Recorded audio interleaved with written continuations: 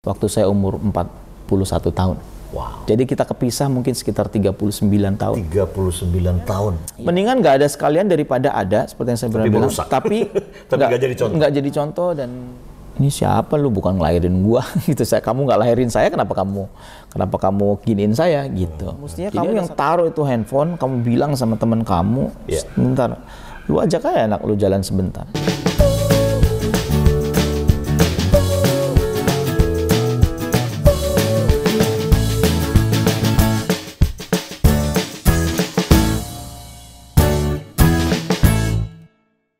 Selamat datang kembali di NBA Ngobrol bareng Abah.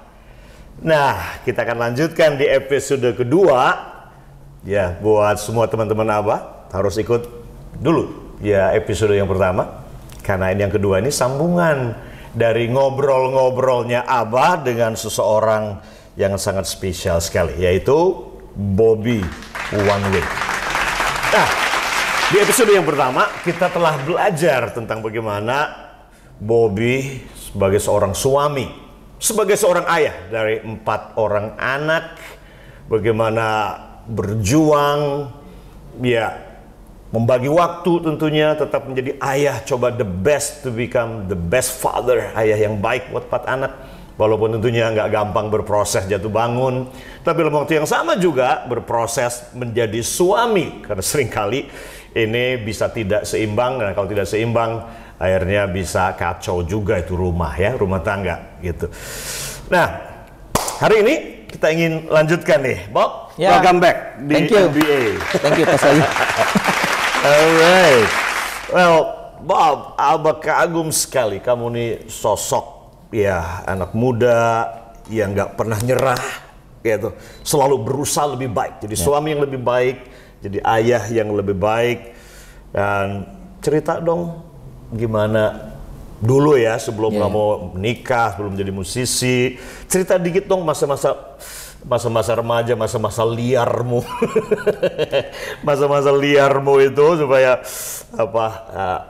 kamu bisa ada seperti sekarang, kan ada proses perjalanan. Bisa cerita dikit nggak, Pak? Iya, sebenarnya masa-masa liar terjadi ketika saya sudah menjadi professional musician gitu.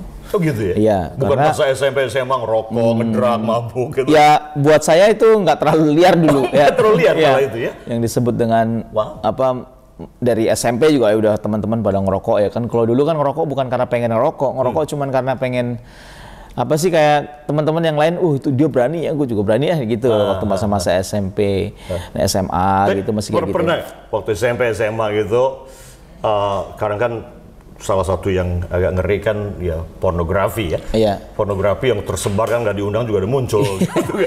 Ya kalau ngalami nggak waktu itu? Ngalami banget lah zaman dulu ya, karena SMP, SMA, terutama SMA ya, SMA. Kalau SMP mungkin di zaman-zaman itu kan akses nggak ada ya. Maksudnya nggak seperti sekarang ya, kita dulu kayak gitu kan cuma ada di angan-angan gitu. Gitu susah lah gitu, nggak kayak sekarang. Kalau zaman dulu kan susah. Nah, nggak seberat yang sekarang sih tantangannya menurut saya ya. Dulu walaupun tetap ada juga, tetap menghadapi, tetap ngelihat juga gitu. Tapi itu buat saya sih masih masa-masa normal gitu. Tapi begitu masuk dalam menjadi musisi yang profesional, baru tantangan yang sebenarnya itu muncul gitu. Kalau dulu kan cuma nonton gitu ya, sekarang ada fans beneran, ada itu. Artinya memang disitulah kita benar-benar ngalami hidup yang berbeda gitu. Waktu saya mulai jadi penyanyi kafe dulu, selalu pulang pagi, habis nyanyi diajak mabok, yang kayak gitu. Ya kayak gitu-gitu zaman dulu. Nah untungnya, kalau saya pribadi untung saya nggak pernah suka dengan narkoba dari dulu. Untungnya puji Tuhan ya. Saya nggak suka karena buat saya dulu gini, kalau orang mabok yang minum alkohol gitu ya, itu tuh ngalamin sakit gitu. At least waktu jackpot gitu, waktu muntah-muntah itu sakit kan gitu. Kalau narkoba enggak, orang kayak habis make ya cuman fly gitu. Ya dulu kan nggak ngerti ada istilah sakau dan segala macam kan belum ngerti. Karena memang pada zaman itu terbatas banget lah. Akses juga ya? Akses terbatas. Masih sembunyi-sembunyi. Nggak kayak sekarang yang semua anak tahu, oh ini namanya sabu, oh ini namanya kokain, oh ini namanya apa macam-macam kan. Sekarang kan anak-anak aja udah tahu. Dulu pornografi, narkoba masih anggap tidak normal ya? Iya, masih. Sekarang new normal jadi normal ya?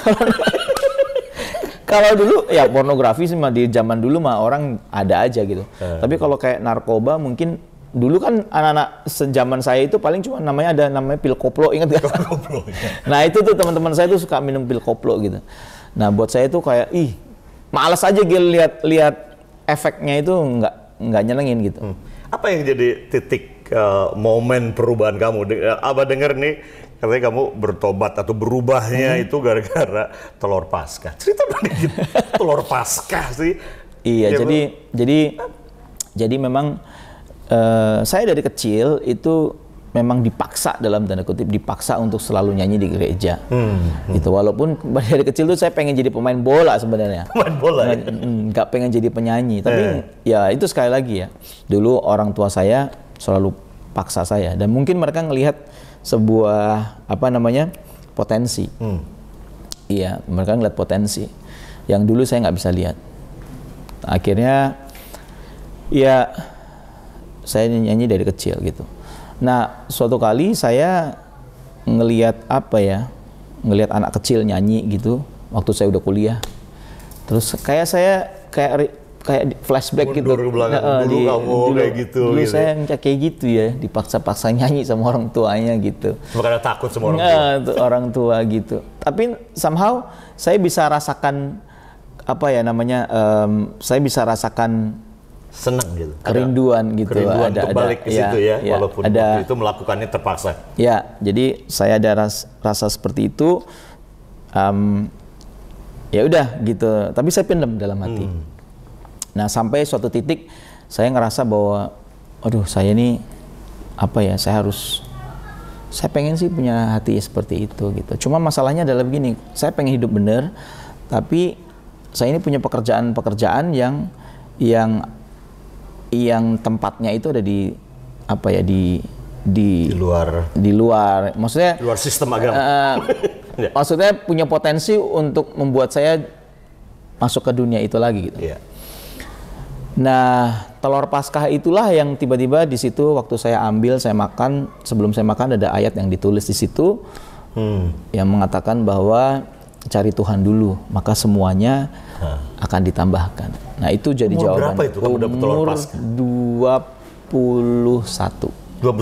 21. Jadi kamu duduk di ibadah? Nah, saya di rumah. Saya lagi di rumah. Mama saya pulang bawa telur Paskah ya. Pulang dari ibadah bawa telur Paskah. Iya, bawa telur Paskah. Jadi ada ayatnya itu. Ada ayat itu. Jadi saya itu Matius 6 ayat 33. Wow. Saya duduk. Seharian itu saya nangis karena saya ngerasa kayak Tuhan duduk di sebelah saya dan secara personal dia ngomong sama saya. Wow. Gitu. Itu titik momen perubahan kamu betul-betul. Itu benar-benar saya kayak dari situ saya punya keberanian untuk merubah gitu. Merubah sebuah kebiasaan yang lama ya. Bisa cerita nggak Bob, hubungan kamu sama ayah kamu tuh seperti apa sih? Ayah kamu seperti apa hubungan dengan ayah kamu? Saya dibesarkan oleh orang tua yang bukan orang tua kandung saya ya. Saya lahir di sebuah kota di Jawa Tengah namanya Purworejo. Mama saya orang Jawa, papa saya orang Banjarmasin. Waktu saya balita ya, mereka pisah. Saya ikut mama saya di Purworejo. Mama kandung, papa saya waktu itu pergi gitu. Kemudian saya diadopsi, dibawa ke Jogja. Dan saya tinggal bersama dengan keluarga yang di Jogja ini. Ya. Saya dengan orang tua kandung saya, sama mama saya sering ketemu. Sama papa kandung saya nggak pernah ketemu. Nggak pernah ketemu. Gitu. Nah, singkat cerita, kemudian saya, saya masuk dalam masa-masa di mana saya itu ngerasa, gimana ya, kalau dulu mama angkat saya kan galak gitu ya, suka pukulin saya, suka gitu, karena beliau punya kultur yang memang cukup keras. Saya timbul rebel gitu, pengen memberontak karena ini siapa lu, bukan ngelahirin gua gitu. Kamu nggak lahirin saya, kenapa kamu giniin saya gitu. Jadi ada satu momen di mana saya tuh sebel banget gitu. Dan saya ngelihat bahwa pada saat itu papa angkat saya orang yang sangat baik ya, sangat sabar, sangat sayang sama saya. Saya benar-benar kayak sayang banget gitu sama saya. Cuma memang di satu sisi saya nggak bisa saya ngerasa bahwa ada lack of leadership di situ gitu. Dan itu mempengaruhi kamu ketika jadi seorang ayah? Yes, of course. Jadi saya ngerasa ada banyak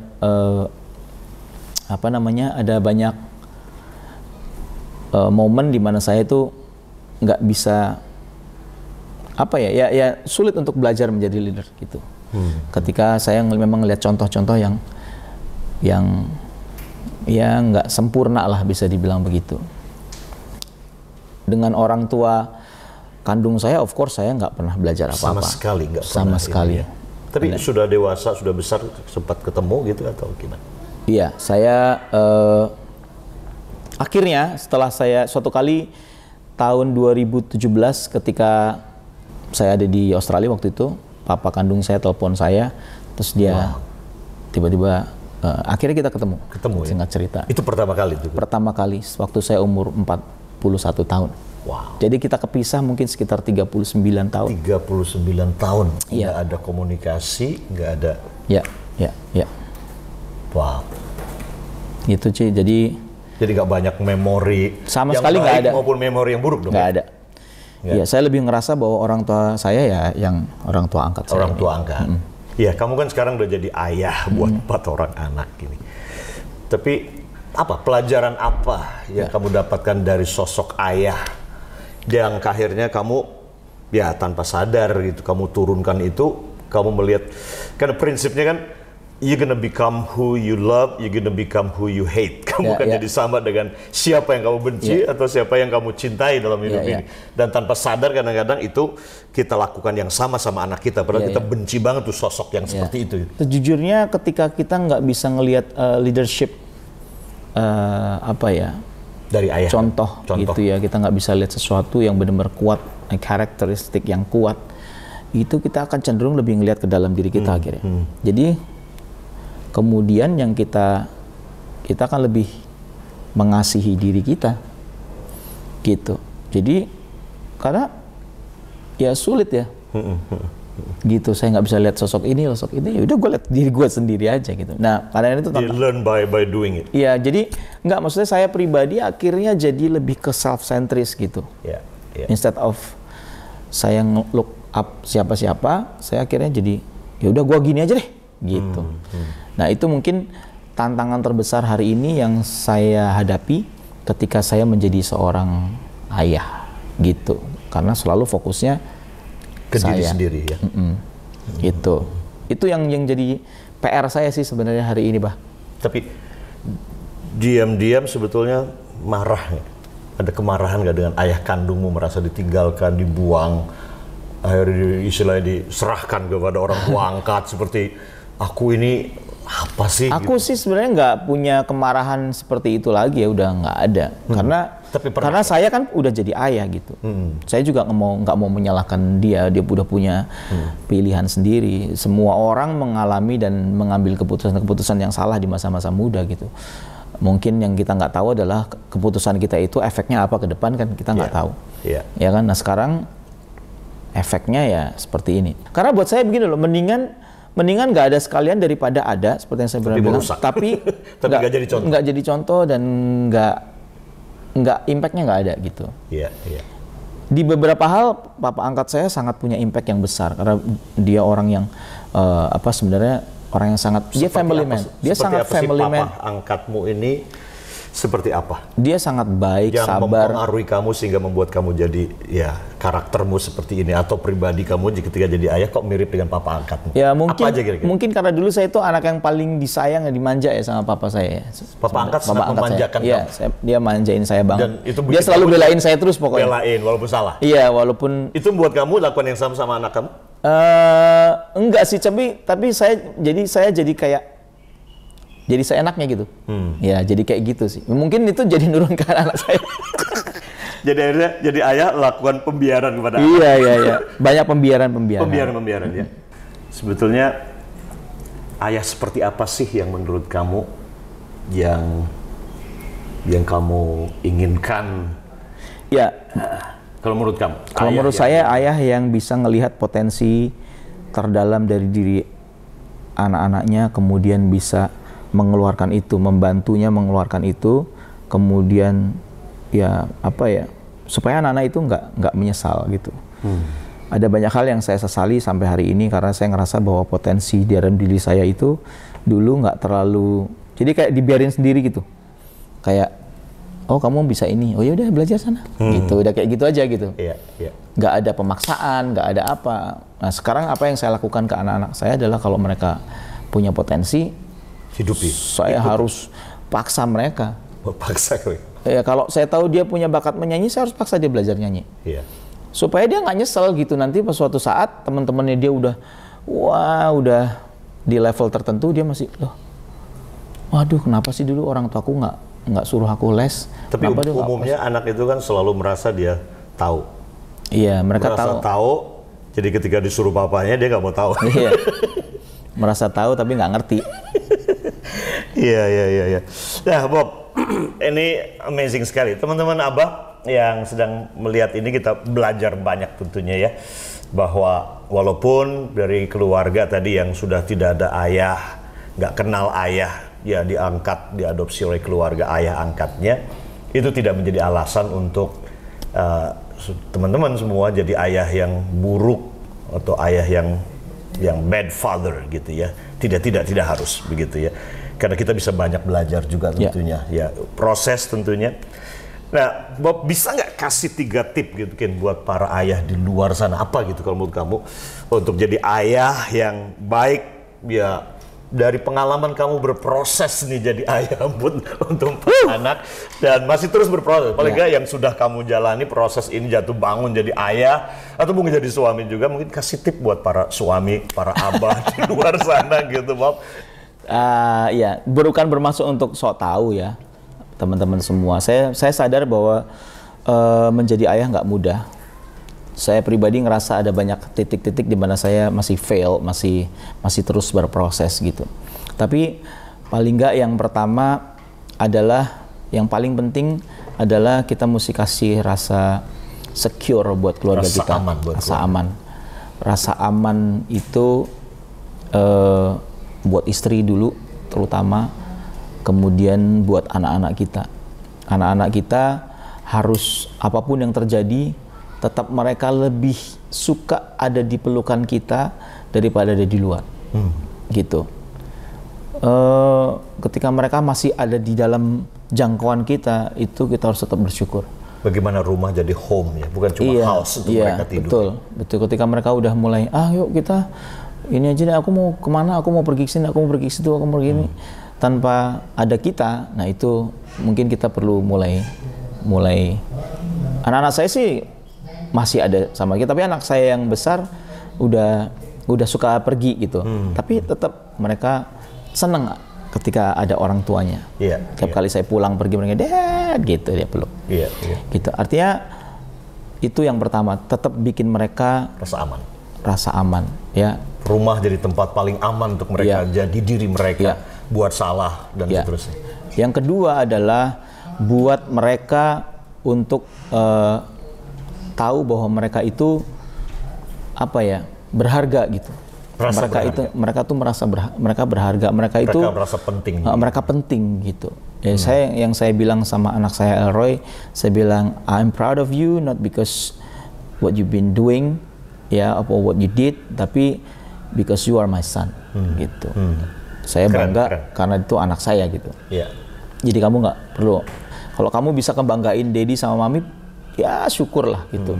Tapi sebenarnya apa yang kamu capai itu tujuannya adalah untuk masa depan kamu sendiri, gitu kan. Kamu bikin saya bangga ketika kamu bikin ini, bikin itu, tapi goalnya adalah nanti kamu akan bangga pada apa yang kamu achieve nanti sendiri suatu kali, gitu. Nanti suatu kali kamu akan jadi ayah juga. Kamu akan jadi ayah, kamu akan jadi seorang laki-laki gitu, suami gitu. Ya kan, yang pertama tadi bikin rasa aman, kemudian mereka merasa berharga, rasa penghargaan itu ya. Iya. Yang kemudian yang terakhir adalah buat mereka memang orang-orang yang apa ya, yang pertama dalam kehidupan kita sih. Ya, jadi prioritas utama. Jadi kita tahu kadang-kadang saya juga masih sering kadang-kadang banyak miss ayah gitu. Kan kerjaan jadi prioritas. Iya. Anak yang kesekian. Handphone jadi prioritas gitu. Kadang-kadang saya juga apa sih nih? Tapi begitu saya ingat, suatu kali saya lihat anak saya lompat-lompat, lari-lari, saya lagi ngobrol sama orang gitu kan. Iya. Kemudian ini anak nih suruh berhenti semenit jalan lagi, semenit berhenti jalan lagi. Tapi suatu kali tiba-tiba waktu saya ngerasa begitu, dia begitu-begitu, saya tiba-tiba kayak seperti ada suara di hati saya gitu. Mestinya kamu yang taruh itu handphone, kamu bilang sama teman kamu, sebentar, lu ajak aja anak lu jalan sebentar. Gitu. Kasih dia prioritas gitu.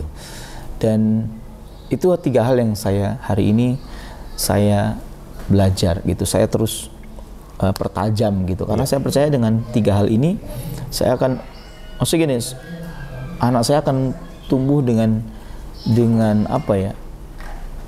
Tidak dengan beban lah, at least gitu. Saya nggak mau mereka tumbuh dengan beban. Keren sekali teman-teman Abah. Nah, Bob, ini terakhir, Abah berharap kan tentunya tayangan ini akan berlanjut, bertahan ya untuk waktu yang lama. Ya, yang namanya jejak digital. Iya, jejak digital. Ada ya. Satu kali kan anak-anak kamu dewasa, besar, mungkin kelak jadi suami, jadi ayah. Kira-kira kalau nanti mereka dewasa jadi ayah, jadi suami kelak, kira-kira apa pesan yang kamu ingin sampaikan buat mereka nih? Ya sekarang kan masih anak-anak gitu. Tapi kan nanti satu kali mungkin 10 tahun dari sekarang, 15 tahun dari sekarang, anakmu kan lihat tayangan ini. Ya, apa yang kamu ingin sampaikan buat mereka? Buat anakmu? Iya, ada banyak hal yang mungkin hari ini Dedi sama Mami lakukan buat kamu, dan mungkin ini nggak pas di hati kalian, nggak sesuai dengan harapan kalian. Tapi satu hal yang kalian harus tahu, bahwa apa yang kami lakukan hari ini adalah supaya kalian semua nggak sengsara hidupnya di masa yang akan datang, supaya kalian jadi orang-orang yang kuat untuk menghadapi dunia ini. Gitu. Wow, keren sekali Bob. Thank you. Keren banget.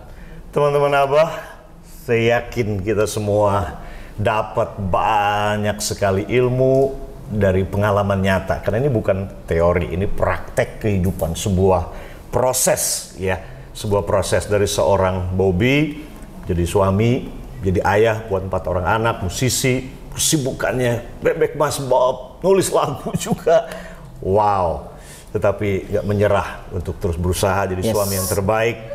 Nah, sekali lagi teman-teman Abah, nggak ada memang jadi ayah itu tadi sekolahnya, nggak ada jadi ayah yang instan, nggak ada juga ada.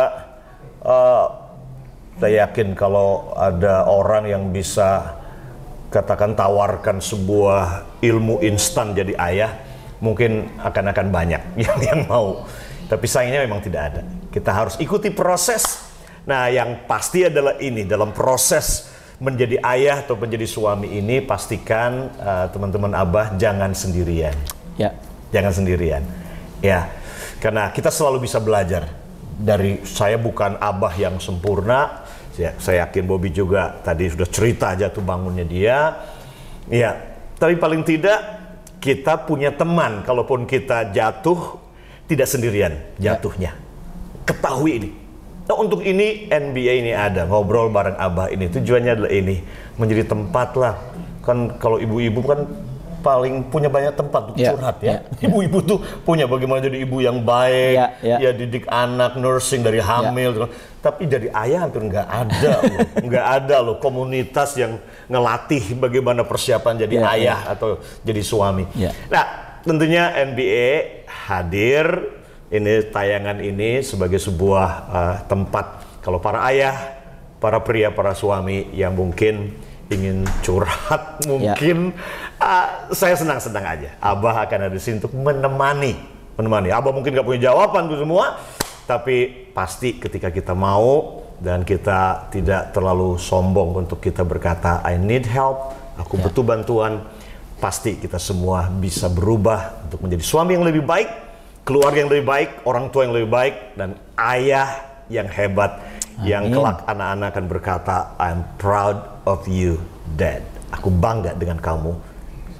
Kalau aku boleh pilih, aku tidak mau punya abah yang lain selain kamu. Dan itu kata tentunya yang kita ingin dengar dari anak kita. Baik, teman-teman abah semuanya, sampai kita jumpa di episode berikutnya di NBA Ngobrol bareng Abah. So, thank you lagi, Bob. Sama-sama. Bye. Bye-bye.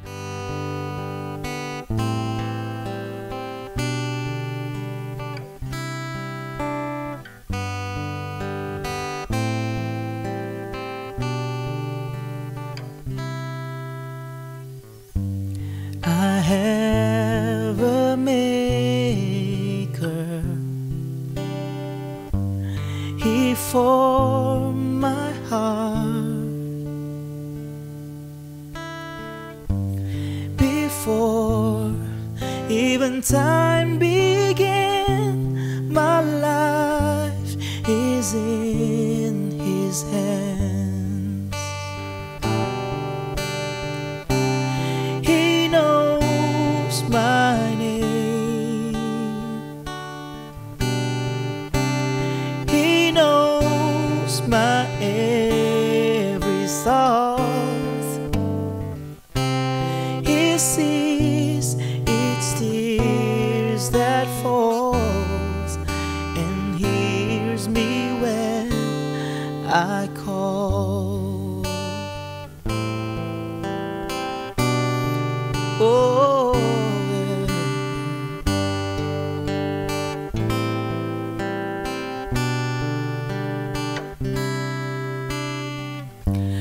I have a Father. He calls me His own. He'll never leave me, no matter where I go. Oh, oh, oh. He knows my name. Yeah.